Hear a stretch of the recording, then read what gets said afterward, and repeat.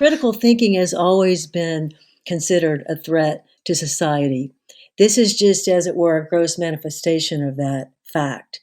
If we go back to the life of Socrates 2,400 years ago or so, we find that Socrates was in fact put to death for educating the youth, as well as presumably not believing in the received religious beliefs of the day. And so this idea that critical thinking is dangerous is something that is a thread throughout human history. And in fact, critical thinking is a threat to the powers that be, because when the people think critically, when we ever reach a point where the people in mass are thinking critically, we will have a very different kind of world than the one that we have today. And this would be threatening to the people that are in power. And there's another connection here, and it has to do with the idea that, in fact, we don't want critical thinking because it's connected to science, and science will lead us away from, again, received religious beliefs. Welcome to Think Bigger, Think Better, where we explore how you can apply insights from visionary leaders and the most provocative philosophers and scientists of our time to make your life and our world a better place. Here's your host, author and speaker, Paul Gibbons. Welcome to Think Bigger, Think Better. Thanks to everyone who tuned into our first two episodes. This is now episode 3 on critical thinking. Our first episode, if you haven't listened to it, had Jeremy Suri, famous historian, talking about his book, The Impossible Presidency. And our second episode had Parag Khanna, author of many books, but the one that we discussed most was Technocracy in America. Today, we have something truly special. But first, thanks to everybody who has rated our podcast on iTunes. One listener said that he wished history had been taught in his high school the way Jeremy discussed it during our podcast, to which my response is, well, don't we all? For me, history when I was in high school was dull as dishwater, and now I find it one of the most fascinating things to consider and read about and pursue. At the end of this show, I'm going to be giving away 4 copies of our guest, Dr. Linda Elder, books to people who review our podcast. So don't forget to rate and review the podcast, and I will tell you how to win the books at the end of the show. If you travel in educational circles these days, it's hard not to hear about critical thinking. It seems like a logical answer to information age problems we face today. Fake news, post-truth politicians making stuff up, false ads for financial or pharmaceutical products, bogus health claims. Critical thinking seems logical. It seems common sense. Being able to consider and evaluate information, identify biases, examine the logic of arguments, tolerate ambiguity until the evidence leads to better decisions. It seems trivial sometimes. Does that miracle superfood do what it claims? But sometimes, of course, it can be life-saving, as with Steve Jobs' decision to pursue alternative therapies rather than surgery for his ultimately fatal prostate cancer. The problem with critical thinking is that, well, twofold. A, most people think they do it already. So most people think they scream and rant and criticize what they hear on cable news or on Facebook or in the newspaper or what they read in books and movies. Well, criticism isn't critical thinking, and we'll find out more about that in a minute. And the second problem with critical thinking is most teachers think they already teach it. After all, what teacher wants to believe that they encourage students to simply parrot back textbook knowledge? Of course, we teach them to think critically. That's, of course, what I've been doing with my entire career. And they may or may not be right. We're going to explore that with today's guest. We have today an expert in critical thinking, educational psychologist Dr. Linda Elder, who spent an entire career thinking, writing, and teaching about critical thinking. She is the president of the Foundation for Critical Thinking and executive director of the Center for Critical Thinking. For 38 years, the Foundation for Critical Thinking has been working towards the advancement of critical societies. It's a not-for-profit organization that seeks to promote change in education and society through the cultivation of fair-minded critical thinking, thinking which embodies the intellectual virtues of empathy, humility, intellectual perseverance, integrity, and intellectual responsibility. Dr. Elder has co-authored 4 books, including Critical Thinking Tools for Taking Charge of Your Learning and Your Life. She now lives in Santa Barbara, California, the lucky Dr. Elder, and enjoys art, painting, cats, tennis, swimming, and biking in the amazing California sun. Linda, welcome to Think Bigger, Think Better. I really appreciate this. This is great work. And this is a culmination, of course, of not just your life's work, but also the life's work of your partner and business partner, or partner and enterprise partner, Dr. Paul. And so I guess looking back 30 years, have we come a long way since then? Or would you say this is a journey that's just beginning? Or what kind of historical perspective might you offer people on this? Critical thinking really began to emerge as a term back in the early 80s and has built as a term in education and then in societies. And there's more of a conversation now around critical thinking as the world begins to change and become more complex, which was something that those back in the 80s, like Richard Paul and Robert Reich, were talking about. In other words, back in the 80s, people were saying, the world in the future is going to be very different. It's going to be more complex. We are going to have to have higher levels of thinking to survive in this rapidly changing world. Mm-hmm. Yes. We ourselves now, all of us, are experiencing, let us say, the throes of this. And so what I think we're experiencing now is more of an international movement, albeit quite small.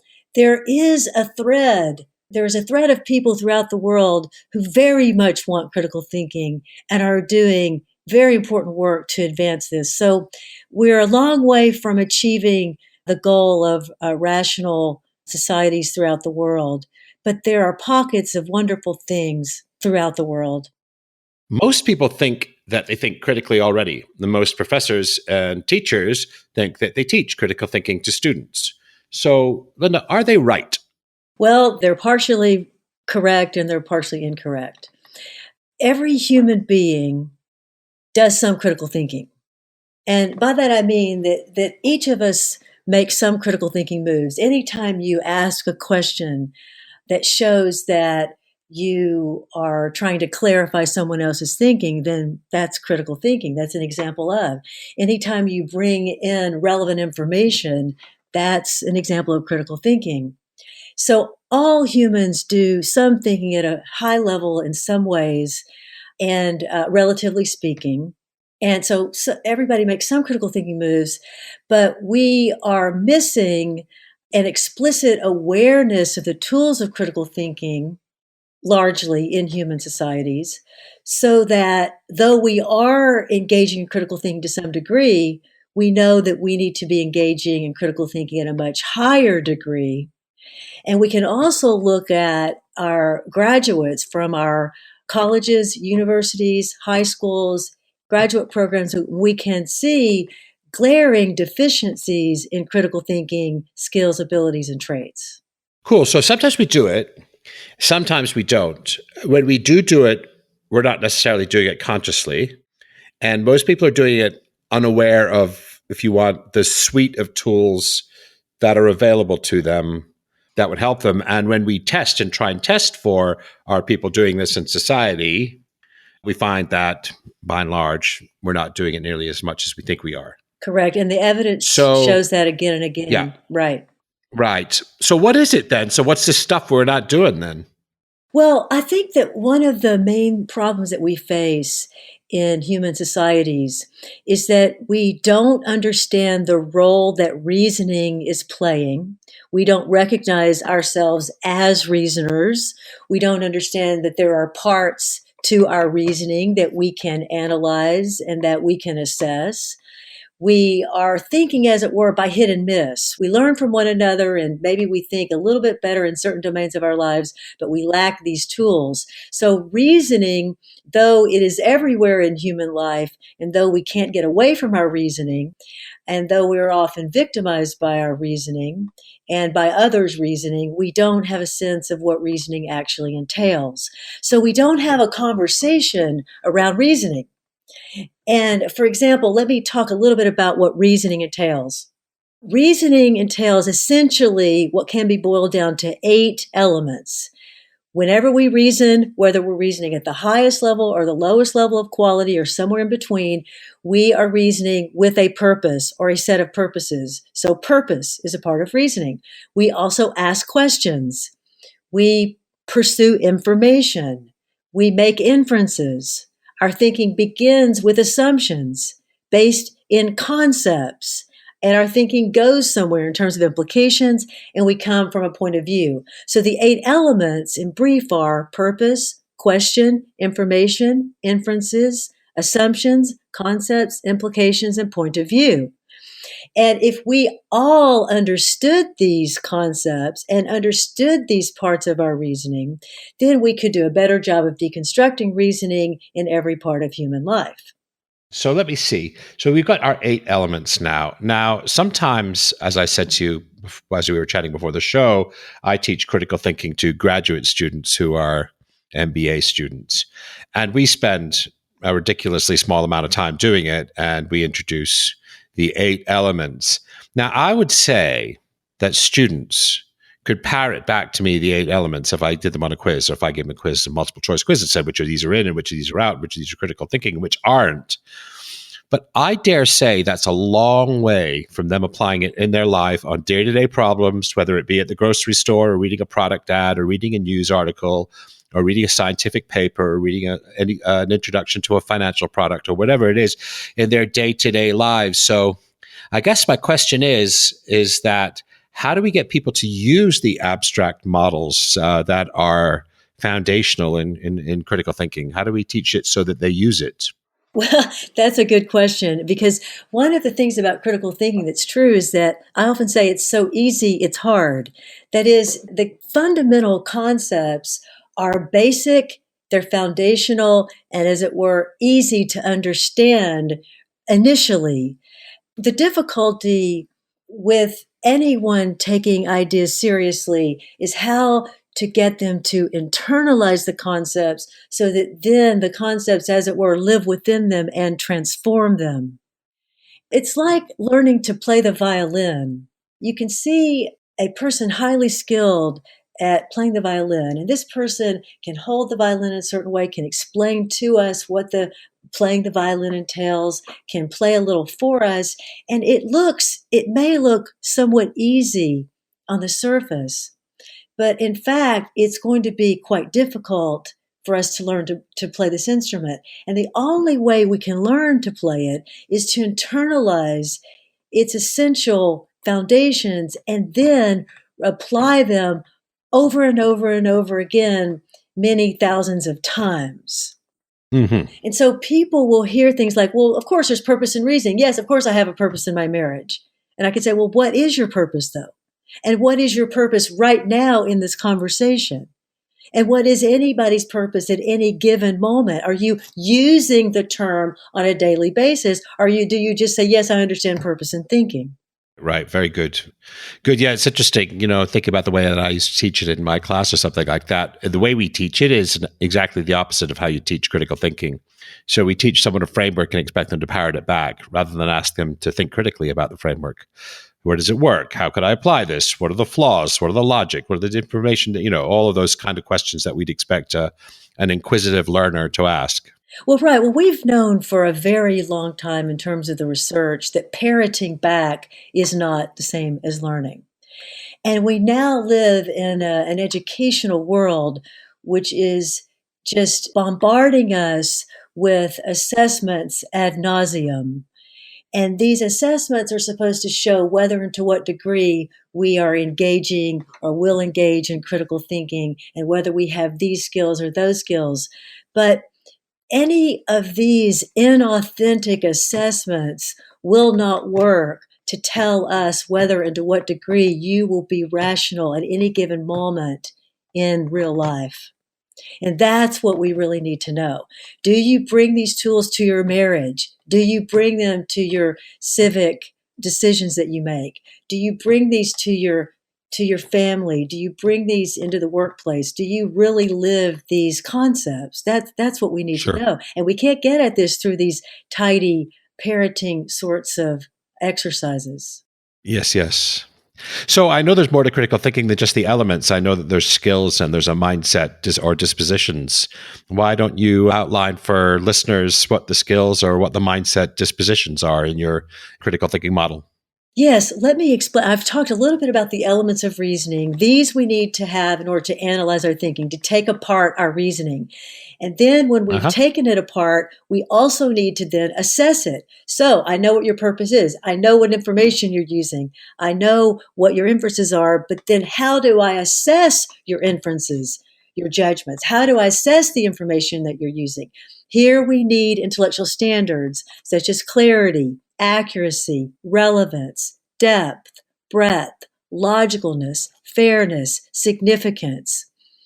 These are some of the essential intellectual standards that we teach on a daily basis at an entry level.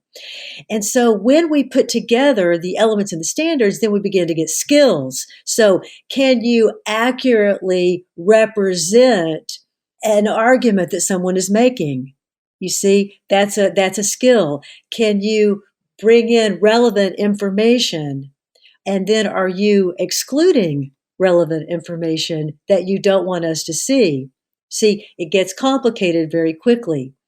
And in terms of the dispositions, one of the unique parts of our approach is that from the very beginning of our work, almost 40 years ago, we began to advance not just critical thinking, but in fact, fair-minded or ethical critical thinking. And when you bring in the fair-mindedness component, you bring in intellectual virtues such as intellectual empathy, intellectual integrity, intellectual humility, confidence in reason, intellectual perseverance, and intellectual courage, to name a few.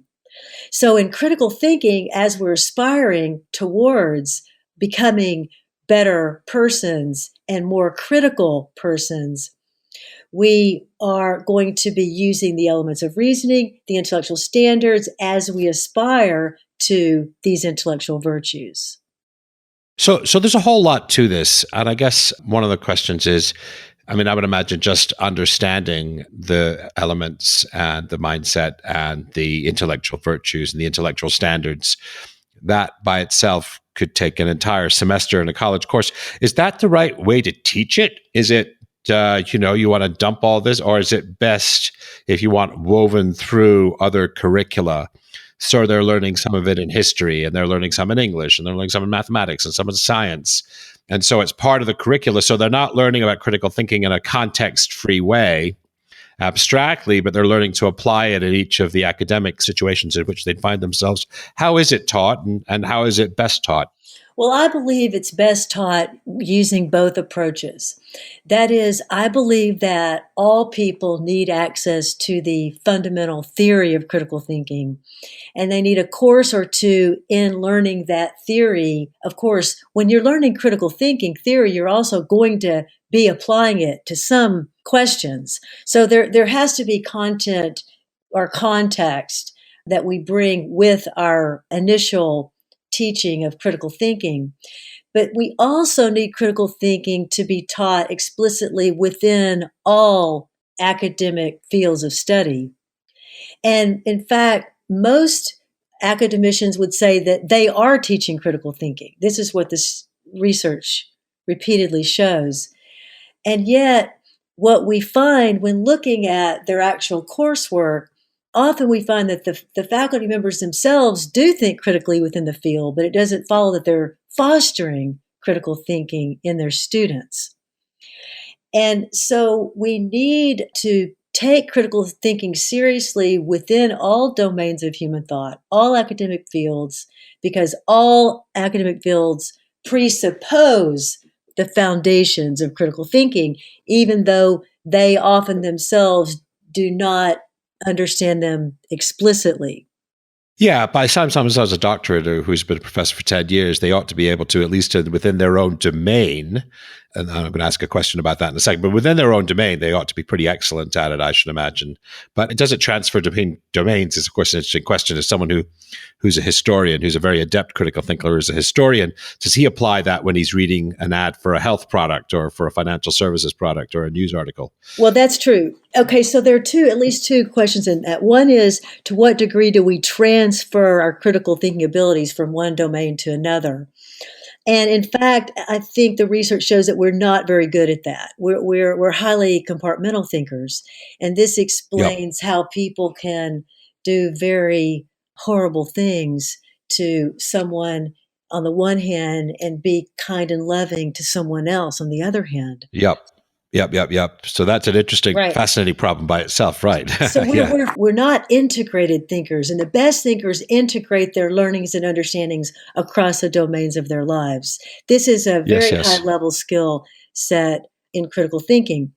But before that, taking, let's say, experts within a given field, if you grant the normal distribution, the bell-shaped curve that statisticians will tell us about, then what you find is that within a field of study, I think most of the people will cluster around the center, somewhere around mediocre. Right. But within every field, there will be people functioning at the highest level. There will be the most progressive thinking.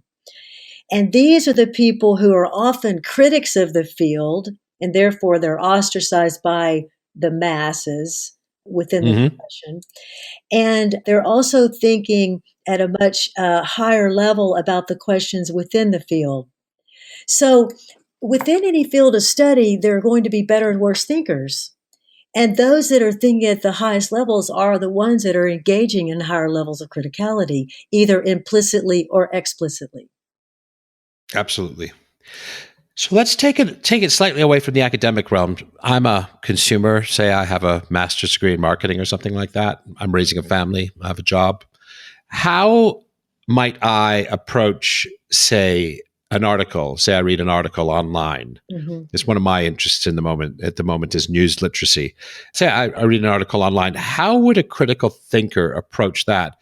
And what difference might that make? Well, it can make a big difference. First of all, let's just take the elements in the standards and make a few moves here. So if I'm reading an article, the first thing that I need to understand, whether it's an article online or anywhere else, I'm reading the product of someone's reasoning. And if I understand that, then I know that there are 8 elements. The person had a purpose. They were asking questions. They used information. They made inferences. And I want to know what those 8 elements are. So I can I can say, what are the concepts that are guiding their thinking? What assumptions are they using? So first, I can use the elements of reasoning, and then I can assess those elements by asking myself, first of all, is the argument even clear? If I don't understand what the person is saying, I'm not sure it's worth my time. Is it muddled? Is it sort of all over the place? Is it illogical? Does the conclusion not actually follow from the premises? You see, I can make all these moves. I can say, yes, this is information. This is good information that's being included. It's relevant, but what information is being excluded that's also relevant? Right. So it sounds like there's some elements which are formal philosophical logic in there as well. That's some of the skills are formal philosophical logic. Well, I deductive inference. I used the concept of premises and conclusions. I don't usually do that because I don't myself tend to use much of what is considered traditional philosophy in my own critical thinking. But there's a place for some of these concepts. But basically, I think people should focus on the reasoning itself, understand any written piece as a product of reasoning, and therefore coming from some point of view and not some other points of view. I want them also to bring in the intellectual virtues. I want them to ask themselves, okay, what do I really know about what I'm reading? And what do I not know? What is the person saying that I think I can take to be true for sure? And what needs to be questioned? Am I engaging in intellectual empathy? Am I granting the person time to even give me their argument before I tell them why they're wrong? Am I open? Right. That's a very important point today, isn't it? Well, it's essential today because often we're lost in which side are you on politically, rather than what is the actual real issue, and what's the best way to answer the question.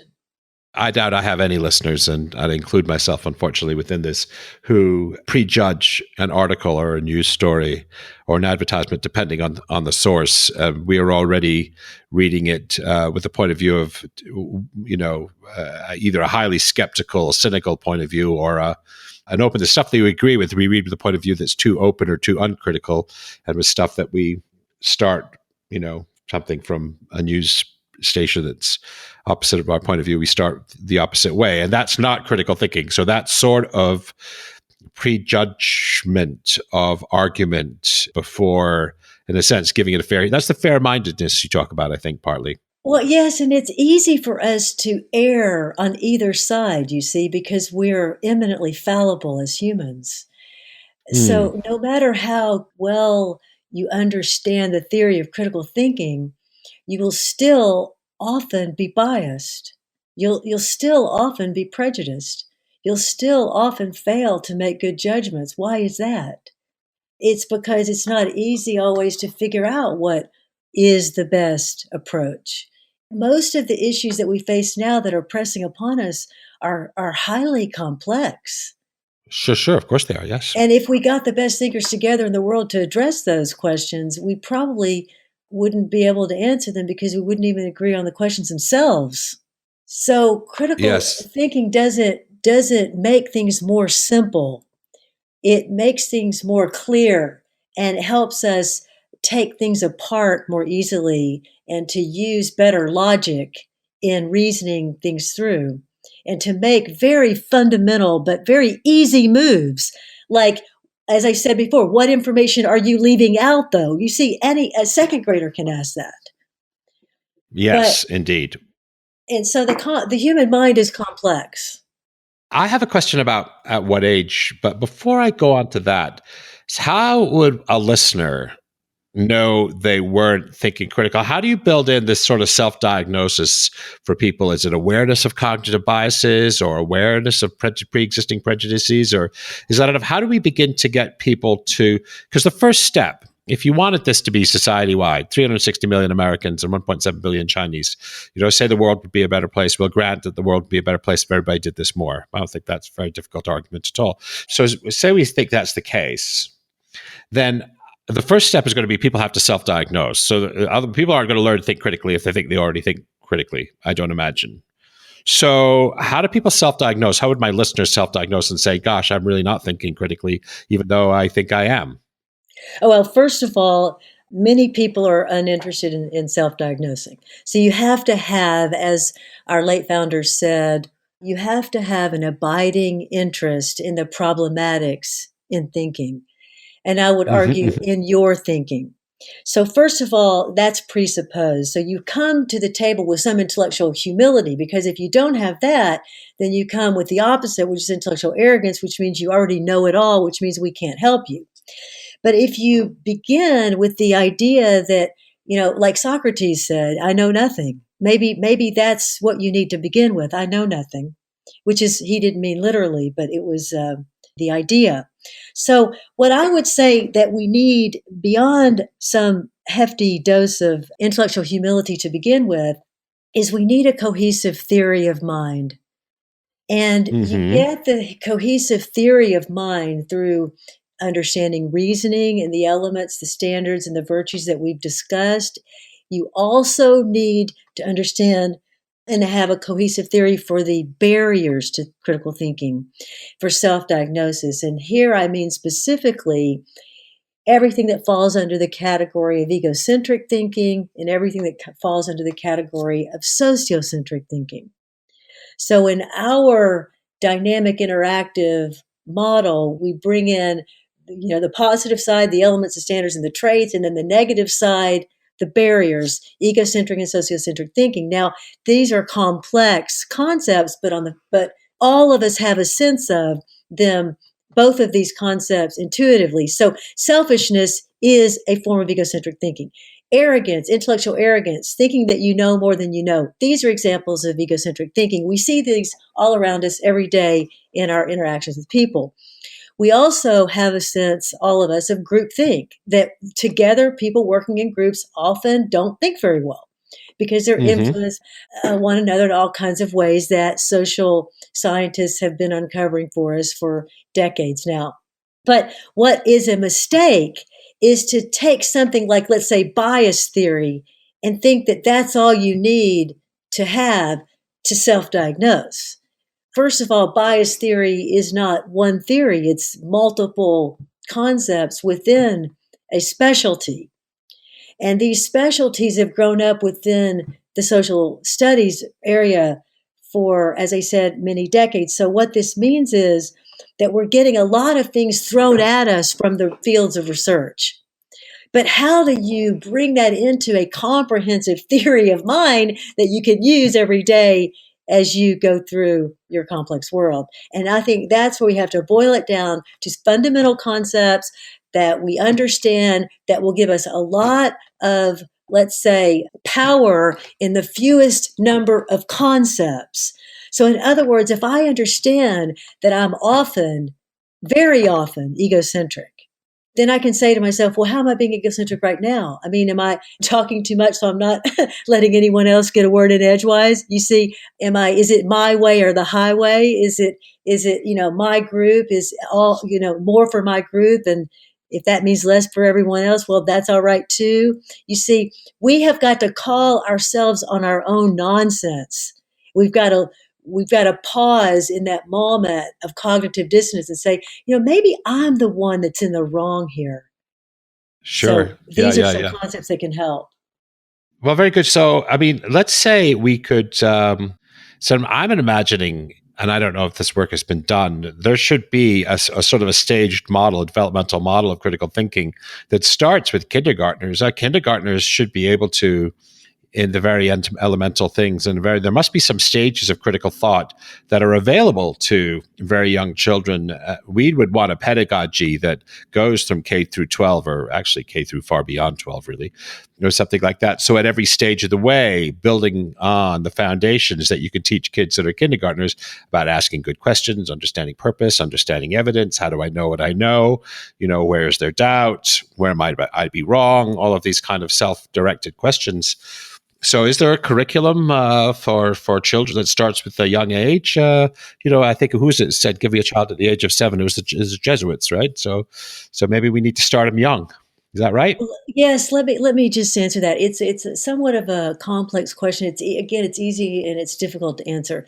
If you wanted to teach every human population to play tennis, Yep. how soon would you start them? Well, you'd At start them as 7 soon as or you so, could. or earlier. No. Yeah. If you wanted everyone to play tennis well, you'd start them. You'd start them as soon as they could hold a ball. They would be Sure. holding Sure. the Yeah. ball. Yeah. So that could Even be earlier. at Yeah. 6 months. It could be at one Yeah. year. Then they could throw Yeah. the Yeah. ball back and forth to you.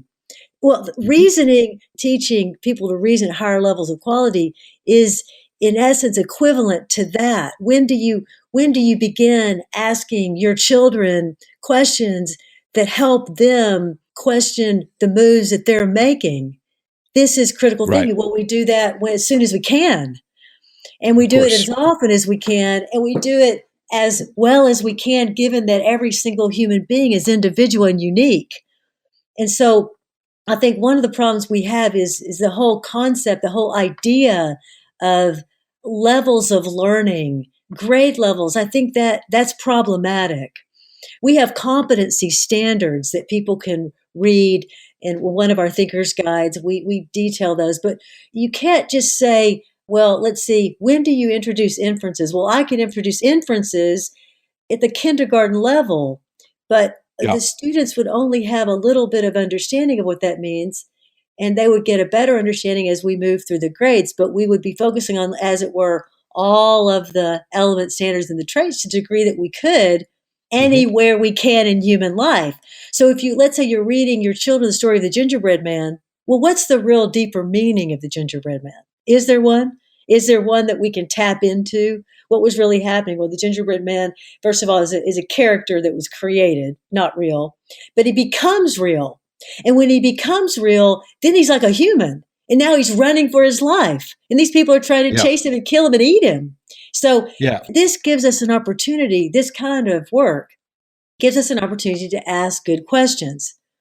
But what is presupposed in this is that Yeah. people, the teachers, the parents, the adults, it presupposes that they know how to ask good questions.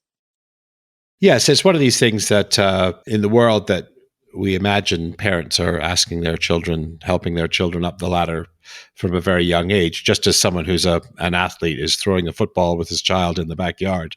When they're 2 years old, we'd want our kids to begin to learn critically before school. But what you're saying, I think, is that we don't package up the curriculum and we don't learn inference in second grade and we don't learn purpose in third grade and we don't learn assumptions and evidence in fourth grade, that it's learned much more holistically than that. I think that's one of the things you're saying. Exactly. Just the way that you would teach tennis. You're teaching the same game, whether it's to first graders or to graduate students. The game is the same.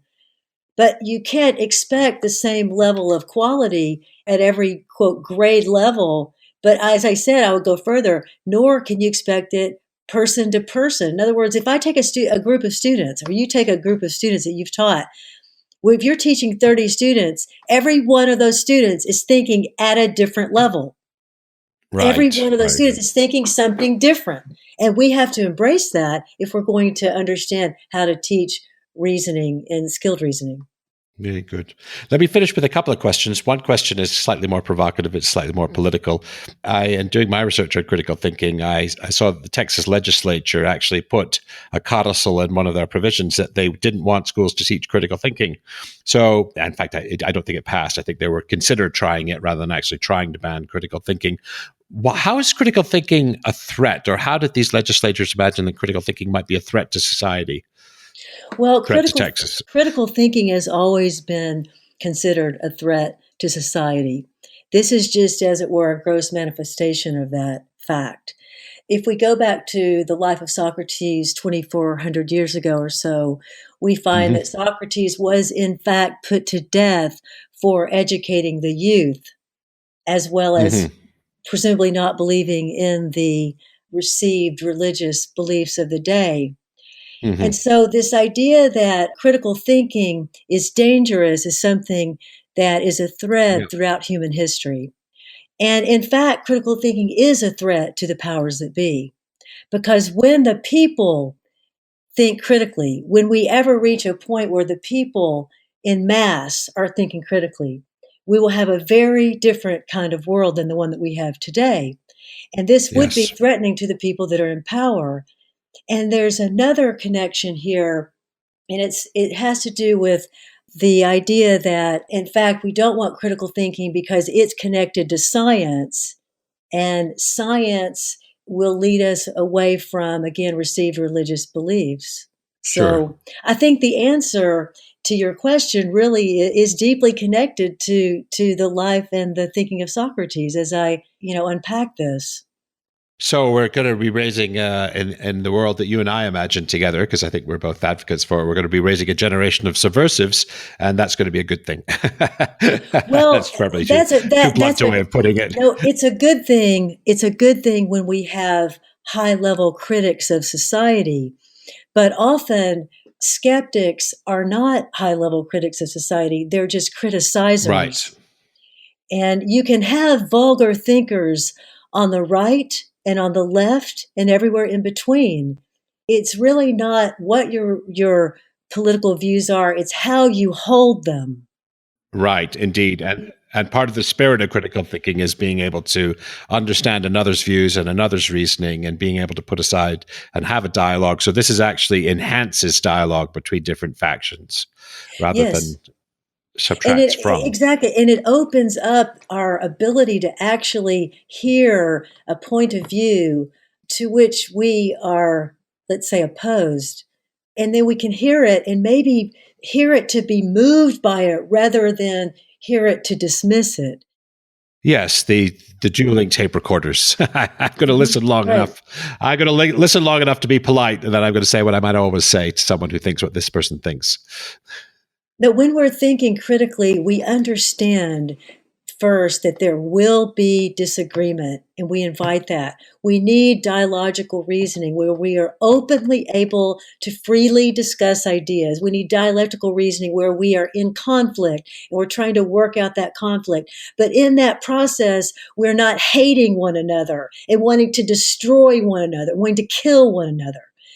Rather, we can say, oh, that's very different. That's very unusual. I still respect Paul as a human being, but I disagree with his views. So that's all right. We need that world that some of us have been trying to work towards, but we haven't made a lot of progress in that direction. Not yet. No. I wonder how much progress we have made since Socrates' day. Before we wrap up, can you help listeners out with some resources? How can they find you? Which books could they read of yours? Which one would you go to first? And are there online courses or web-based resources for people who want to develop themselves along these lines? Yes. Well, first of all, our organization, the Foundation for Critical Thinking, is one of the oldest intellectual think tanks on critical thinking in the world. We are advancing freedom of thought and freedom of speech. We have a number of resources for educators and anyone interested in critical thinking. We have 2 books for the general public, let's say, one, 30 Days to Better Thinking and Better Living, which gives you ideas that you can bring into your life every day in a fairly simple form.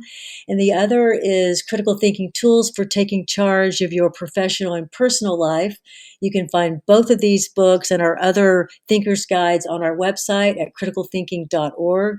We also have an online course for instructors, and we offer other online courses at different times in the year. We have our international conference coming up next summer, which we hope you will all join us for. And we are developing a critical thinking cafe, which will be a cyber experience, a membership program for those who want to go deeper in critical thinking and bring these ideas into their lives on a daily basis. So that will be coming in early next year. So join us at criticalthinking.org, become a member. You'll be able to read my weekly letters to our community. And we hope that everyone will continue to do what you are doing, what they are doing, what all of us are doing to advance fair-minded critical thinking in whatever ways we're doing it. Very, very good. So I'm going to direct people to the Foundation for Critical Thinking. I'm going to give away, which book should I be giving away to listeners who rate the podcast? Which one do you think is going to be the one that they'd appreciate most if they wanted a really great introduction to this? I think you should give away the 30 Days to Better Thinking and Better Living book, because that can get people started. That's the one I'll give away.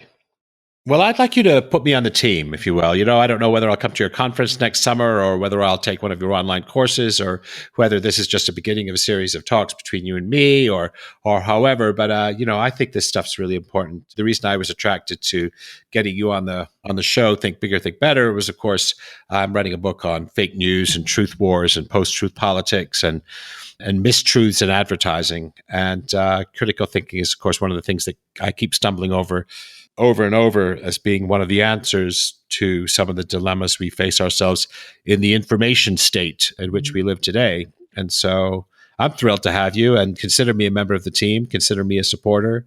I look forward to ongoing dialogues between you and me. And I want to thank you for your time today very much. Well, thank you so much. And thank you for throwing your weight in with ours. All of our energy matters collectively. And I very much appreciate your taking the time to focus on this important topic. Thanks, Linda. Thank you. In addition to Dr. Elder's books on critical thinking, one of which I'm giving away to people who rate the podcast on iTunes, there are many, many great new books on the topic. One that I think 100% of educated and interested individuals should read sometime in their life is Thinking Fast and Slow by Nobel winner Daniel Kahneman. In this engaging, interesting, passionate rendition of his career's worth of research, Daniel talks us through the errors we make that we are blind to and has practical suggestions for how to counter those. You'll find a link to the book on my website in the show notes. I've also reached out to Dr. Kahneman to get him on the show. Another great practical book, even more practical book on thinking, is The Organized Mind by Daniel Levitin. The book talks about information overload, how intention and memory work, how, practically, to organize our work, our time, our social world, business, and domestic lives. Again, find a link to Daniel Levitin's book, The Organized Mind, in the show notes. To celebrate the launch of the show, and to thank you all for listening, I'm going to be giving away books. Lots and lots of books. All you have to do is leave a review in iTunes. We're going to raffle off a book every single week for 12 weeks. So head on over to paulgibbons.net/iTunes to get easy-to-follow directions and let me know the title of your review to make sure that you're entered to win. Thank you. Thanks for listening to this episode of Think Bigger, Think Better. Great ideas are great, but this isn't gospel. Share your critical thinking in the comments. Where do I disagree? What insights were most powerful? If you got value, don't forget to share the value by sharing the podcast. Finally, to get information on book and blog releases and new video content, head over to paulgibbons.net and join the community of thinkers talking about using science and philosophy to make our world a better place.